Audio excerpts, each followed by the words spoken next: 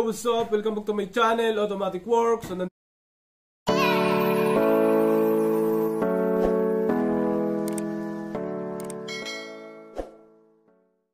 kilometers lang yung takbo. Ay, malakas. Diesel pa to. So, may sasakyan si Sir, diesel. Pinagawa na daw yung injector. Napa-calibrate na yata ni Sir. Malakas pa rin ang diesel. 8 kilometers per liter. Sir, ano? 8 kilometers per liter. Anong nangyari? So, sa napansin ko kasi pina-check up niya, walang aircon pa to. Pero sa tingin ko, parang normal naman ang andar. Ngayon, papabuksan ko yung aircon. Buksan mo yung aircon track. Manual to na diesel. Ang nangyari kasi, kahit naka-aircon siya, hindi siya tumatama dito. Hindi naka-idle up. Ito. Patay aircon. Yan o. Yung idle up niya, hindi niya tinatamaan to. Tapos tingin ko mataas ang idle. Bukas aircon. Hindi tumama. Hindi gumalaw. Ngayon, pwedeng adjustan to rito. Patay aircon track. Pababain muna natin yung idle. Kasi sabi ni Sir, hindi na daw niya lalo nagagamit ng malayo. Ito naman siya dito. Ayan, tingnan natin para makita ang idling. Yan, mataas nga. Sa diesel, yan ganyan, mga 850 to 900 yan. 800 to 900. Ngayon, pag open tayo ng aircon, ito yun. Yan, dapat may idle up. On aircon, isa. Nakabukas na tayo, isa. Diesel to na Mitsubishi. So, tutok natin dyan. Off natin aircon. Naka-off. On natin aircon. Hindi gumalaw. 2 3 4, todo. Wala, hindi gumalaw. So ang gagawin natin dito is i-setting natin ulit. I-resetting natin. Kasi tingin ko okay naman yung andar niya eh. Tsaka nakalibrate naman yata ng maayos nung sa gumawa. So pinatingnan lang ni Sir. Adjust natin. Yan, ang gagawin natin dito, adjust natin. Bawasan natin yung lakas ng makina. Yung lakas ng idle. Pababain natin yung minor. Pabite talaga mismo kayo kuya? Opo. Tapos lagyan natin ito na tanda. So ikot natin. Dito sa tatapat. Yun. Yan ang tapat niya. Para pag inikot natin, pag lumayo siya, alam natin dito siya tatama. Opo. Isipan na doon pagka. Oo. Okay, so simple tips. So malakas daw. Mataas na nga siya, parang taas, galit. Gis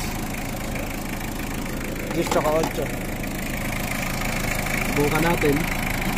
10 Gis 8 Gis. Bawas. Galit. Yun. Yan o. Gumagalaw na. Yan o. Bawas tayo. Diesel naman yan eh. Yan dapat yan, siguro. Yan, mga panentro. Tusok natin. Ginitnaan na natin. Gitnaan natin. Over pa. Ganyan kasi kanina. Diba? Gitnaan lang natin. Okay. Tingnan natin kung dalawang ikot nangyari. Patamain lang. Patamain lang natin. Ngayon, buksan mo aircon. Medyo bumaba konti yung idle. Tingnan mo, buksan mo aircon kung tatama na siya. Ngayon, tumama. Off aircon. On aircon. Yun, tumama. Diba? May aircon, may power. Umangat ko siya. Patay aircon. Yun. Ito, vacuum valve yan. Vacuum valve yan. Ang nagpa-power niyan is sundan natin yan. Ito nagpa-power. Pwede ring adjustan to rito. Pero wag natin galawin. Pag singaw yung mga hose na to, mahirap din yung paganahin. Dapat buo yung mga hose na yan. Okay? Papunta roon sa likod. Ito ang idle up niya. Pero meron siyang kasama. Sa Mitsubishi Galant, ganyan din. So, ito okay na yung setting na to. ayusin ko na to. Test drive sir. Sigpit natin. Yan lang naman. First time. Ha? Hindi na sisipa, no? Tapos, ang lakas ng andar. Dapat pag naka-idle ka, mahina lang andar ng sasakyan. Hindi gaano malakas. So, diesel siya. Tapos na kinalibrate yan. Buksan mo ulit, Rek. Ayun. Ayos. Okay, yan ang ano. Kanina kasi naka-advance na siya. May aircon o wala, nakasagad. Tama? Nakasagad. Nagre-react. Tama, hindi nagre-react. Dito, makikita mo, malayo na. Off aircon. Oh. Yun ang bago na yung opo, hindi na yung minor tama. Hindi naman tayo pwede mag-adjust yan. Hindi pwedeng i-adjust yan. Hindi rin pwedeng i-adjust to. Hindi rin pwedeng i-adjust dito at dito. Opo, dito tayo mag-adjust. Kasi nakita ko may minor pa naman siya rito. Abot pa naman. So dito, kable na rin yan. Hindi na rin tayo pwede mag-adjust dyan. Okay na yan mga sir. Tapos na. So monitor na lang si sir nito kung gaano ka yung per kilometer niya, kung gaano ka dami yung ubusin.